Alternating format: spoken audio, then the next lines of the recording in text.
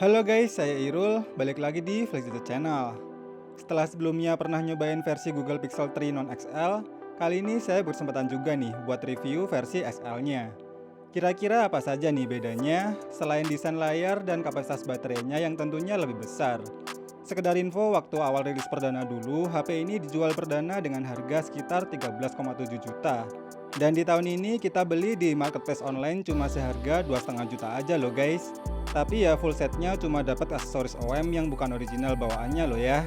Seenak apa nih mantan HP flagship buatan Google generasi ketiga ini yang hingga kini masih dapat terus nih update OS terbarunya. Tonton videonya sampai habis ya guys. Sekilas memang identik ya desain sama versi non XL-nya. Cuma yang sangat jelas bedain adalah ukurannya yang lebih besar. Berbahan material bodi kaca dan frame aluminium, build quality-nya terasa kokoh dan solid. Feel premium ketika digenggam juga udah terasa kalau HP ini adalah mantan HP yang premium. Layar sebesar 6,3 inch ini beresolusi 2K 1440 x 2960 pixel, menggunakan layar POLED yang mendukung konten HDR. Cuma desain poninya aja nih yang beneran gak nahan gedenya, jadi agak gimana gitu kalau dilihatnya. Akan tetapi kualitas layarnya termasuk masih oke banget nih. Buat nonton YouTube yang udah support HDR makin terlihat jelas dengan detail dan ketajaman warnanya. Ditambah udah pakai stereo speaker yang kualitas suaranya juga terasa enak di telinga. Kurang lebih kayak gini nih contoh suaranya.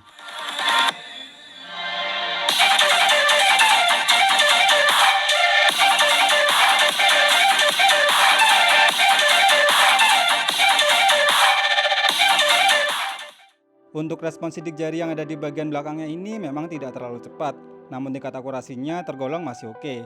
Saya cek juga pakai aplikasi sensor box, cuma ada satu sensor aja nih yang absen di HP ini. Google Pixel 3 XL ini hanya membenamkan setup single kamera sebesar 12,2 megapiksel yang berapertur f1.8, memiliki fitur dual pixel PDAF dan optical image stabilizer. Sedangkan untuk kamera selfie-nya malah ada dua kamera nih yang bersensor 8 megapiksel dengan lensa wide dan ultra wide. Untuk kualitas jepretannya udah nggak perlu diragukan lagi ya. Yang HP-nya bukan dari Google aja malah pada pakai aplikasi Gcam. Apalagi ini yang jelas hardware dan softwarenya udah satu pabrik. Dan untuk kualitas perekaman videonya juga terasa smooth berkat adanya fitur OIS dan Gyro Eyes. Nih biar kualitasnya aja yang berbicara. Langsung lihat sendiri aja ya kualitas hasil foto dan videonya.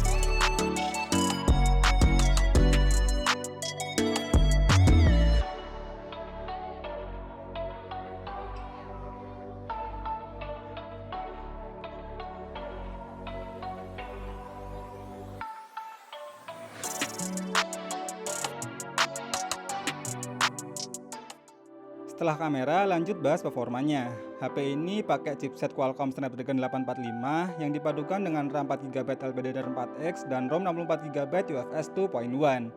Dan skor benchmarknya masih termasuk oke nih. Saat saya tes pakai Antutu versi 8, skornya masih bisa mencapai 270 ribuan.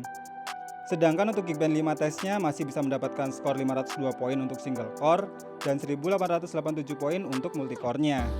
Dengan skor benchmark segitu, tentunya Google Pixel 3 XL ini masih cukup powerful nih buat jalanin aktivitas yang berat, seperti jalanin game SD.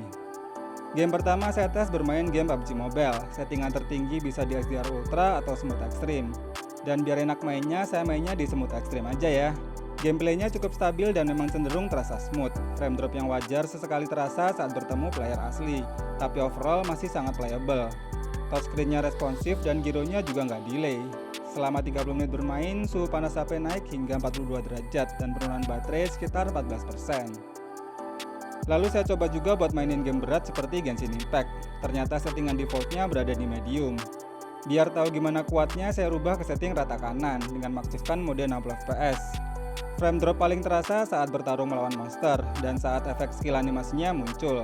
Namun overall masih cukup playable. Yang bikin gak betah tuh cuma di suhu panas HP-nya ya. Selama 30 menit bermain, suhu panasnya naik mencapai 45 derajat dan penurunan baterai sekitar 20%. Game terakhir saya main game MOBA Mobile Legends. Nah kalau ini sih game yang paling enak nih buat dimainin di HP ini. Udah bisa setting rata kanan dengan mode grafis ultra. Gameplaynya juga terasa lancar dan nyaris nggak ada frame drop sama sekali. Efek full animasinya juga bisa ditampilkan dengan baik. Dan selama 30 menit bermain, suhu panas HP naik 41 derajat Celcius dan penurunan baterai sekitar 12%. Kalau untuk memutar YouTube selama 30 menit dengan brightness dan volume di 50%, baterainya berkurang sekitar 6%. Namun semua tes barusan saya nyobanya pakai koneksi WiFi ya guys.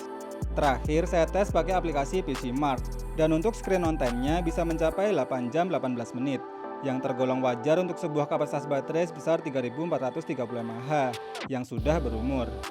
Tapi dengan dukungan 18 watt fast charge masih oke lah untuk dipakai saat ini. Apalagi masih punya fitur yang jarang dipakai di HP lain nih, seperti wireless charge. Kesimpulannya, Google Pixel 3 XL ini menurut saya masih layak banget ya untuk dipakai di tahun ini atau bahkan 1-2 tahun ke depan. Meski awal rilis dulu masih pakai Android versi 9, tapi bukan HP Google namanya kalau tidak disupport OS Android 11 terbaru.